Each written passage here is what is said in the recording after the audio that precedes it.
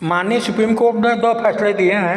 मेरे ख्याल से ये फैसले उनकी अज्ञानता निर्भर है। बहुत बड़े विद्वान माने जाते हैं सुप्रीम कोर्ट के न्यायाधीश, और उनका बहुत सम्मान है। हम लोग माननीय कहते हैं, लेकिन जो फैसला दिया मुझे लगता है कि एक 10 का विद्यार्थी भी जो है कह देगा कि फैसला गलत है। 2 फैसले, एक तो शिक्षा का अधिकार, शिक्षा का अधिकार जो है वो पूरे जो है बच्चों को दिया गया भारत के, उसमें कोई जात का धर्म का विरोध नहीं है।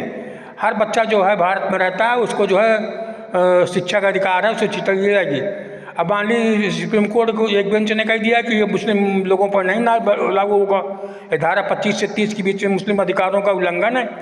ये आप पढ़िए जरा, मैं न्यायाधीश महोदय पढ़िए जरा 25 से 30 में क्या कहा गया है कि जो है कुछ शर्तों के साथ अधिकार है, उसको जो है सब अधिकारों को बाद रखा गया है। मानव अधिकार, बच्चों का अधिकार और महिलाओं का अधिकार के बाद रखा गया है।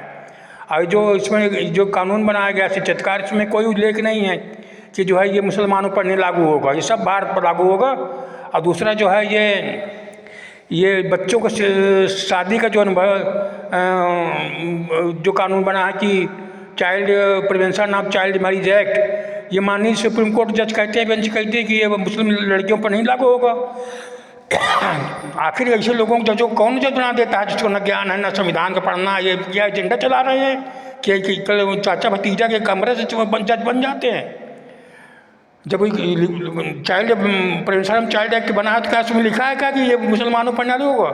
होता है तो जैसे पहले जो कोई कानून बनता रहा, जब 3 धारा 70 नहीं हटाई गई थी तो उसमें उल्लेख रहता रहा कि कश्मीर में नहीं लागू होगा। इसमें कोई उल्लेख तो है ही नहीं।